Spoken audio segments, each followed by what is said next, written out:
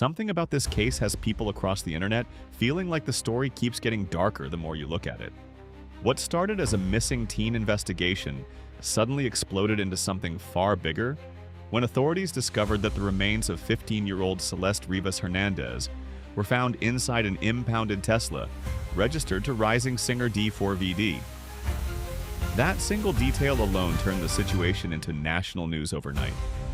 A young girl missing for weeks, a vehicle tied to a celebrity, and almost no immediate explanation about how she ended up there.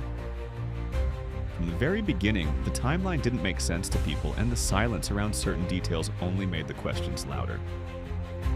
As investigators began piecing together the timeline, reports revealed that Celeste had been missing from Lake Elsinore before her remains were discovered in Los Angeles.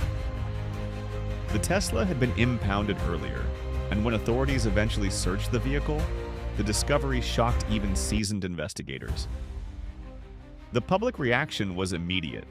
Social media exploded with theories, speculation, and people trying to connect dots faster than officials could release verified information. In situations like this, the internet often fills the silence with its own narrative, and that's exactly what started happening here. But the part that made people truly uneasy came shortly after.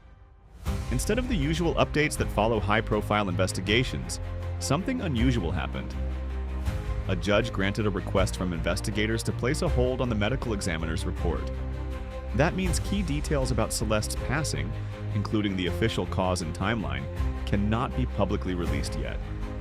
Officials explained that the restriction was necessary to protect the integrity of the investigation and avoid compromising evidence or witnesses. Even so, many people watching the case closely found the move surprising, because these types of secrecy orders are not common. That decision instantly shifted the tone of the entire conversation. When the public realizes certain details are being intentionally withheld, curiosity turns into suspicion. People start asking whether investigators are protecting witnesses, building a larger case, or simply trying to prevent misinformation from spreading while they gather more evidence.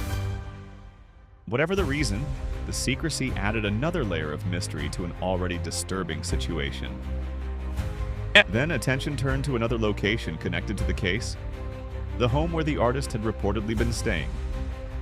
A private investigator hired by the property owner later claimed that when he entered the residence, he noticed several items that felt out of place for a typical Hollywood Hills rental.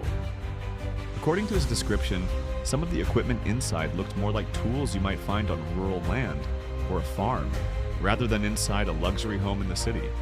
One object in particular quickly became the center of online discussions.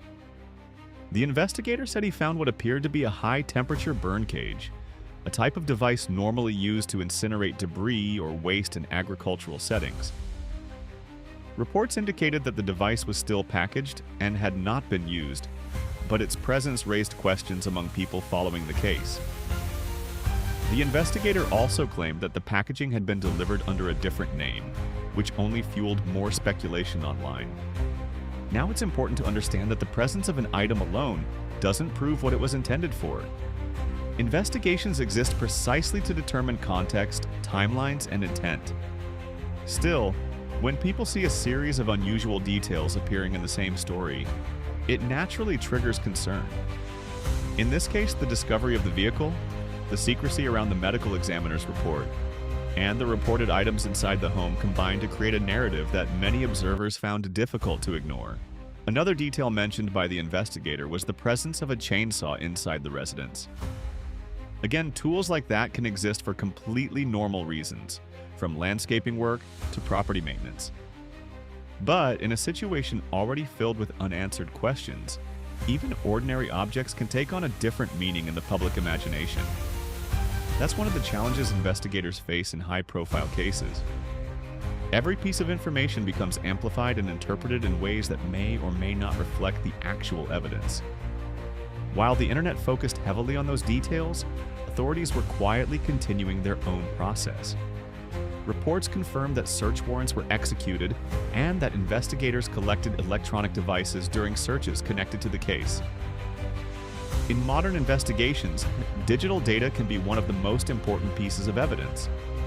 Phones, laptops, and other devices often contain location records, communication histories, and timestamps that help reconstruct exactly what happened during critical moments.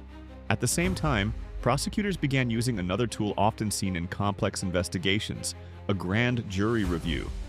A grand jury doesn't determine guilt or innocence. Instead, it reviews evidence and testimony to decide whether enough information exists to formally move forward with charges. This process can take time because investigators must present detailed evidence and witness statements carefully. To the public, that waiting period can feel like nothing is happening, but behind the scenes, it often means the opposite. The slow pace of updates has frustrated many people watching the story unfold. When a case receives this level of attention, the public expects constant information. But investigators often work deliberately, especially when the stakes are high.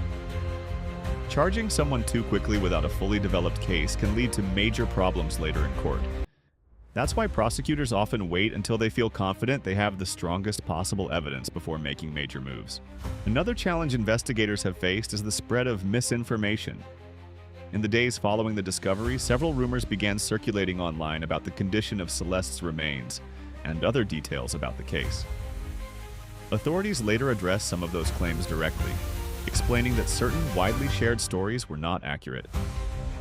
Situations like this show how quickly speculation can spread, especially when official information is limited. And while speculation grows online, investigators continue focusing on verifiable evidence. That includes witness statements, digital records, surveillance footage, and forensic analysis. Each piece helps build a clearer picture of what happened during the final days before Celeste was found.